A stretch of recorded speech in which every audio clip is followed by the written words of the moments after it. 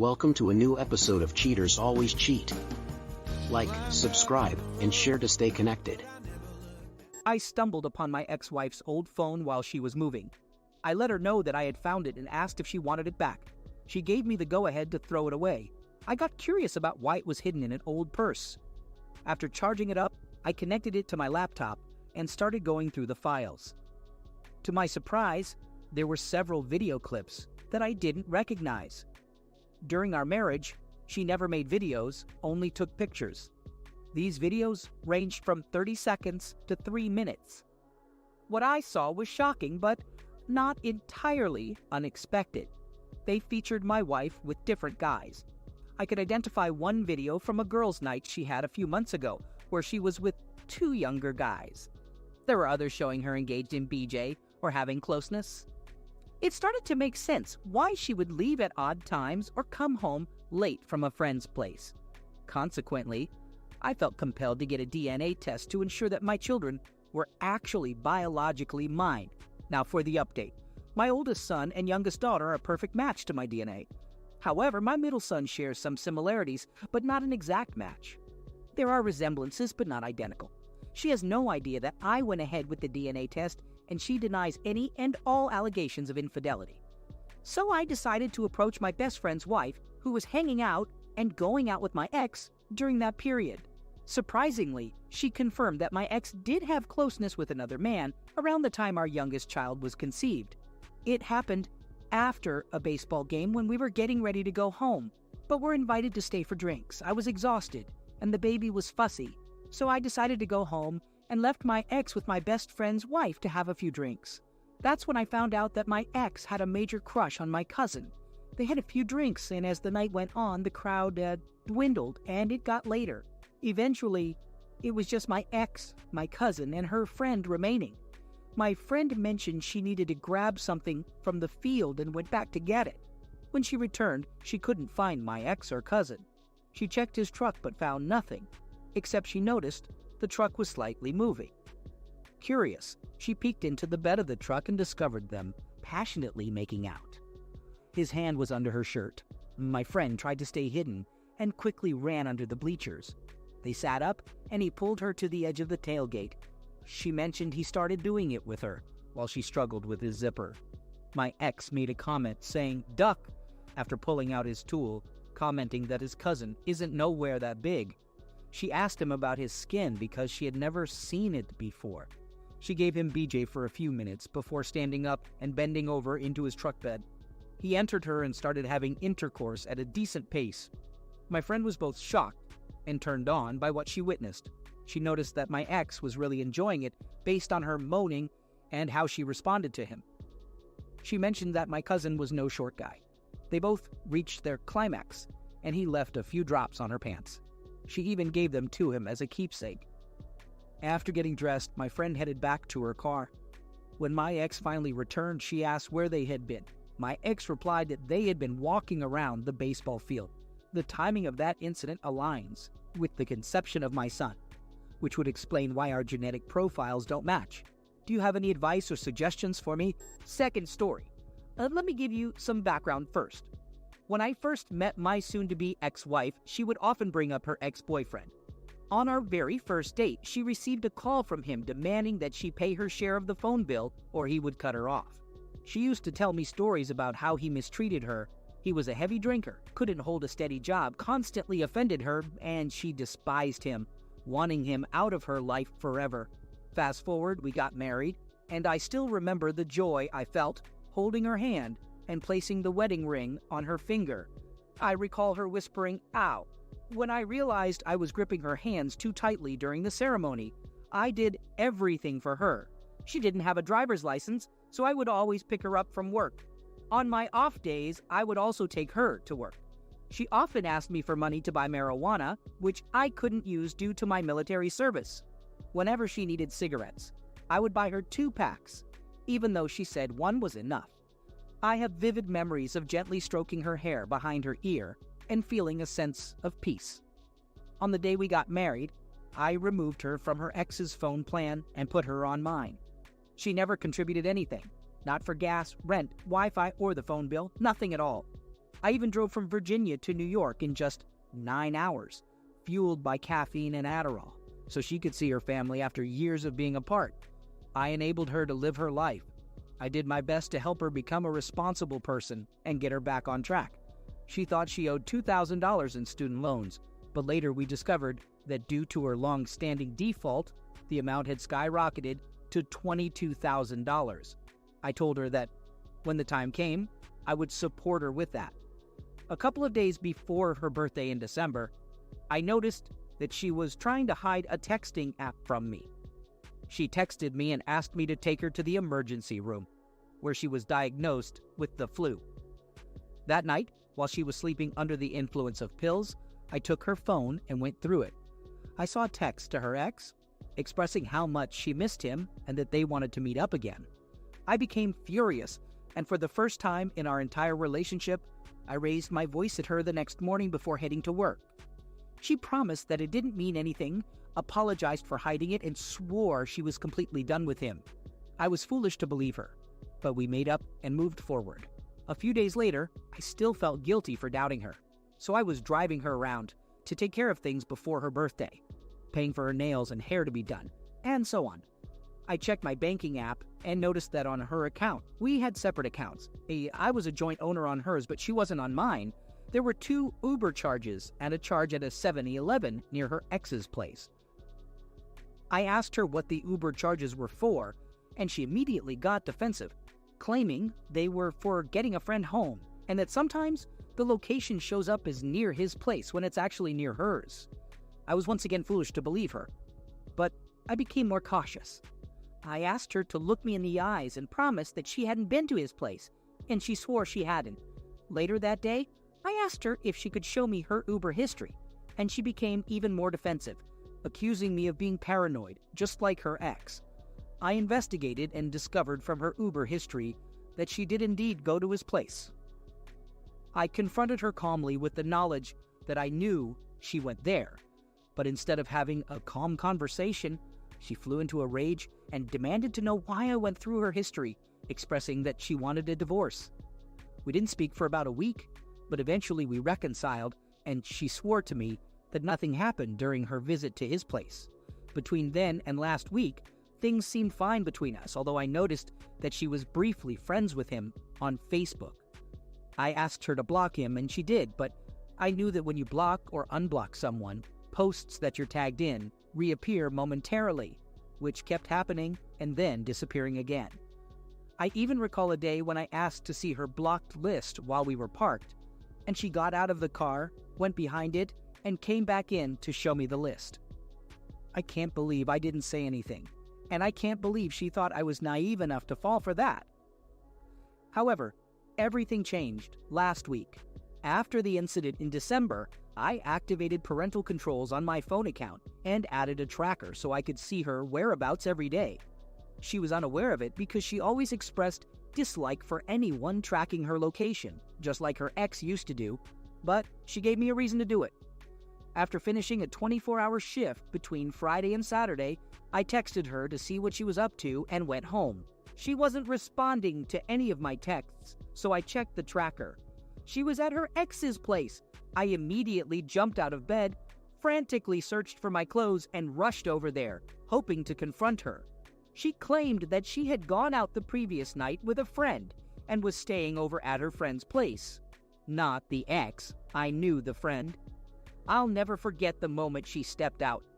I was leaning against a tree outside his apartment, waiting, and called her to tell her that she needed to come home immediately so we could spend the day together to make up for me working 24 hours on Valentine's Day. The first thing I did was yell, "Staying over at a friend's place, huh?" And she screamed, "Duck." She asked me for a ride home, swearing that nothing happened and that she just wanted to see him. I demanded the keys to the apartment and her ring right away. I gave her until Thursday to return the phone I had paid for, and I never asked for a cent back. Later on, she admitted that something did happen, and it had also happened back in December. I was completely devastated. She told me the reason for her cheating was that she was no longer attracted to me, mentioning something like, "I was with him for 3 years, and he does things to my body that I can't even explain." She even made a comment about not liking the way I smelled, which contradicted what she had always told me before. So that whole situation was really confusing. She claimed she stopped being attracted to me after her encounter in December and said she lost attraction to herself and me. I kind of figured out that she lied about the smell thing and couldn't admit that she was more attracted to him than me. However, she did mention that she liked how I cared about her and held her hand all the time. Later, her ex sent me a message on Facebook with just XD. That was all. I kept texting her, continuously telling her that I forgive her and want to have a life together. But she kept refusing, saying that I deserve someone better and that she's trash. I know she has a tendency to engage in self-harm, so when she calls herself trash, it's her way of trying to feel better about herself in a twisted way. I haven't brought up getting back together since then because now I don't want her back anymore. Our lives are pretty much completely separate now. She never lived with me, so she's either staying with her ex or at the place she used to be at. I have the phone back, and I'm working on removing myself as a joint owner of her account. I can still track her spending, and even though she got paid $600 on Thursday, she is already overdrawn as of today, mostly due to Ubers to and from work and probably on food and MJ. I just don't know how to feel about any of this. I thought I would be the one to help her overcome her issues in a way. I did everything for her, never laid a hand on her, never raised my voice. I always tried to push her to become a better person. She used to tell me that I was a better person than her ex. Now I don't know what to believe anymore. I think I'm over it, but I'm not entirely sure. I don't have any feelings for her anymore. And if she asks to come back, I'm going to say no. All I want is that 3 a.m. call when she's drunk, admitting she messed up, apologizing, and begging me to come back just so I can turn her down. But even having that thought makes me question if I'm really over it. How do I know for sure if I'm over this? I have an update to the post I made yesterday. I actually contacted her one more time. A friend informed me that she changed her Facebook relationship status to widowed. So I messaged her saying, I'm not dead, what the heck? I also sent her a picture of a letter I received stating that our tax return was completely used to pay off her student loans. I'm planning to visit the IRS sometime this week to get my share back. Third story. Let's dive into the background of this story. I'm a 27-year-old guy who, like many others, grew up believing that there's one perfect person out there for me. You know, the whole soulmate thing. When I was 19, I met a woman named Bree. We were introduced through mutual friends while I was serving in the Army. Bree was adorable, had a unique personality, and seemed like a genuinely good person. One of her friends, let's call her Sam, thought it would be a great idea for us to be a couple. I'm not exactly sure why she thought that, but I was attracted to Bree, and she seemed interested in me too. Bree was visiting Sam for a few days, and I had just returned from a leave in my hometown, so it was inevitable that we would meet. We all went out for lunch together, me, Bree, Sam, and Sam's husband, who we'll call Jim. The meetup wasn't anything extraordinary, but once Bree flew back home, she messaged me on Facebook, and we really hit it off. So here's the story. After about 3 weeks of talking to Bree, she hit me with a really strange question. She asked, "What would you do if I were pregnant?" Now let's do some quick calculations here. Bree was in her wild party phase and had multiple partners. I found that out much later in the relationship. She had a boyfriend just a month before we met. Now, I was adopted, so accepting a child as my own didn't seem like a big deal to me. My answer was what seemed like the right thing to say. I will love that child as if it were my own. Well, it turns out she was showing a lot of signs of being pregnant. About a week later, she took a pregnancy test, and it came back positive. I stood by my word. I was ready to take care of this kid. However, there was a 3-month gap between this revelation and when she decided to fly out to be with me. During the time, she was really flaky, trying to see if the guy she thought was the father would step up and help her take care of the child, but he never did. So she chose me instead. Looking back now, I understand why staying with her was a terrible idea. I was naive, deeply in love, and I genuinely believed she was the one and that things would eventually work out. I even married her so that the Army would cover the birth expenses, thinking everything would be fine, but we all know it didn't turn out that way. Okay, let me break it down for you. It was our 2nd year of marriage when I started noticing something weird. There was this guy, let's call him Ron, who was liking and commenting on every post she made, especially the ones with our daughter in them. It raised some red flags. By this point, I had left the military and was working a security job. One night while I was working at a nightclub, my instincts kicked in and I had this gut feeling. Now, I'm not the type to act on mere suspicion. I needed solid evidence. Since I would finish my shift around 4 in the morning and she would be asleep, I saw an opportunity. Every night, she would leave her laptop on the living room couch downstairs before going to bed. So here's the plan. I get home, head to the couch, and there it is. The laptop. I take a guess at the password and, lo and behold, it's our daughter's birth year. I go straight to her Facebook and check her messages. And there it is. 6 months worth of conversation with this guy named Ron. Some of the messages are flirtatious, and they even talk about how useless and inferior of a man I am. But the worst part was when I discovered that she believes he's the biological father, and she's trying to involve him in our lives. I keep scrolling until I can't handle it anymore. I grab the laptop, take it upstairs, and place it in front of her with the screen glaring at her face. As she slowly wakes up, I tell her, "We're discussing this in the morning." And I walk back downstairs. Normally, she wakes up around 7, but she didn't come down until 9. I guess she was hoping I would be asleep on the couch. When she finally confronts me, she tries to brush it off as just friendly talk and claims it's not technically cheating. I call bullcrap on that and make it clear that if I ever see something like this again, I'm out of here. Now, when I said if, deep down, I knew it was more like when. That's when I put my plan into action. I made the decision to drop out of college and find a job in my field. I made sure that any credit accounts or assets were in her name. I started talking about how my hometown had a better economy and how we would be better off there. It took 2 years of persuasion, but eventually she bought into the idea. Nothing was in my name, and in 6 months, we were set to move to my hometown. We arrived in May, and the following month, I sent her back home to visit. I knew exactly what she would do and who she would do it with. There was a guy we met through Sam the day before we left, and I could tell right away that she was interested in him. 3 weeks after her visit, she started acting strange again, prioritizing other things over me, postponing things, and growing distant. You see, I spent 2 years setting up the pieces, and now it was time to let her knock them over.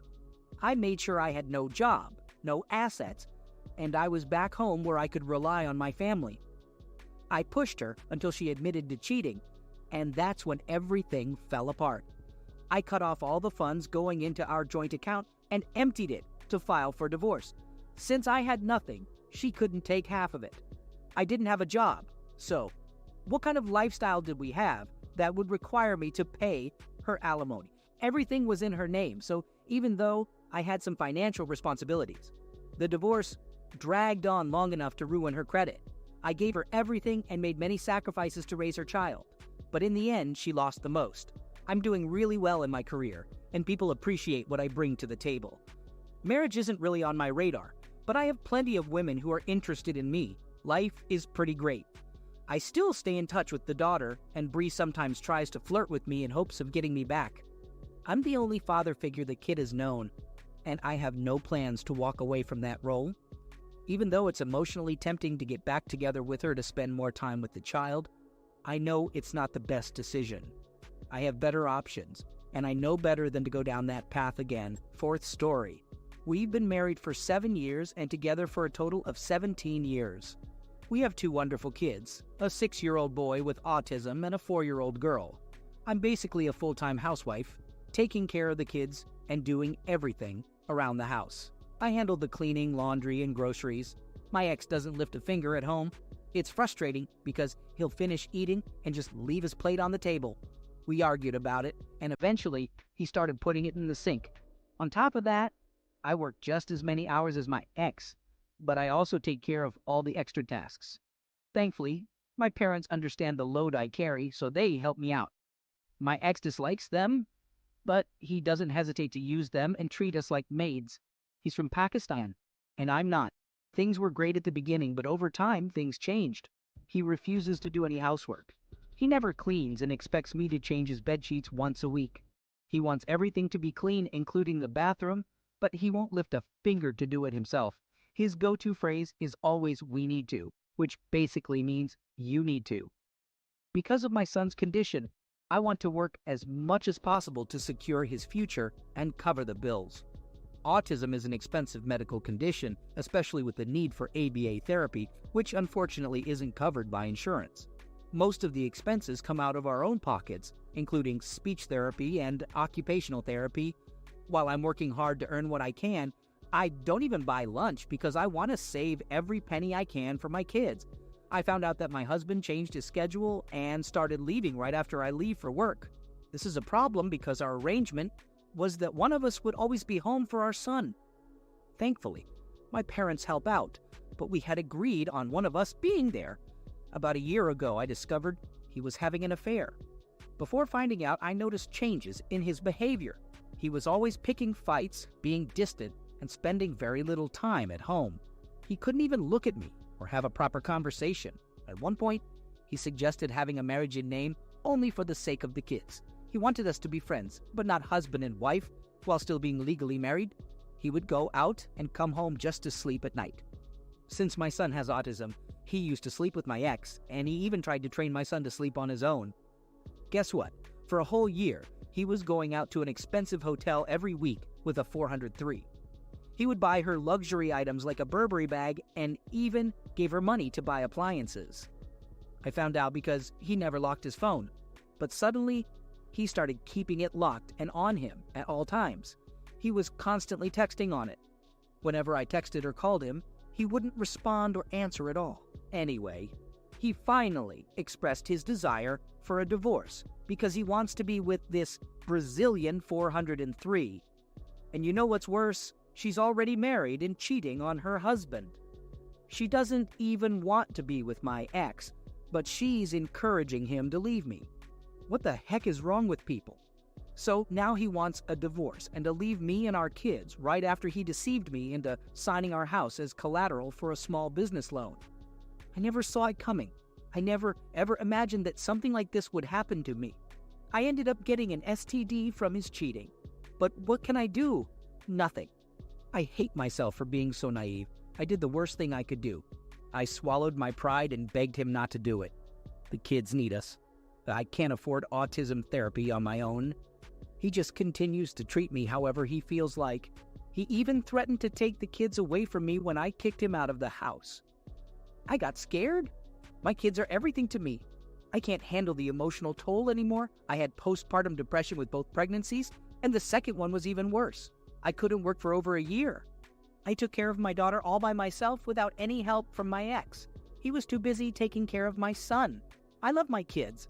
I am the only one who disciplines them because I love them. My ex wants their love, so he gives them whatever they want. Now my daughter doesn't want me anymore. She tells me she doesn't want me. She's just a child, but it hurts. I've had enough of the offense. I'm going to file for divorce. If he ends up taking the kids, then so be it. I feel beaten down. I did everything right. I worked hard, never took shortcuts, and remained faithful in my marriage, no matter how tough it got. Everything I do is for my family. I just wanted to share my story. It's crazy, but there are people out there who do unimaginable things.